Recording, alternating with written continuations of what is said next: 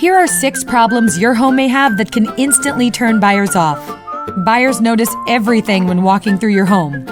Odors. Most homeowners become desensitized to the odors in their homes. This is particularly true of pet owners and smokers. Carpet and flooring. One of the most visible areas of your home is your flooring. If your carpet is worn or dirty, get it replaced or cleaned. Paint and walls. Paint is one of the least expensive ways to spruce up your home.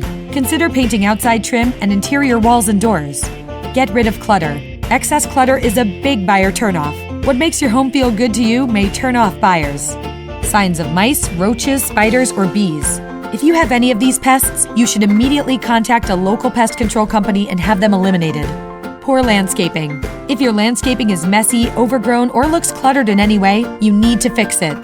Buyers make positive or negative conclusions about your home within the first 5 minutes. Don't lose the battle before you've even begun. Call me for a more extensive list of things that can turn buyers off. Let's make sure they fall in love with your home at first sight.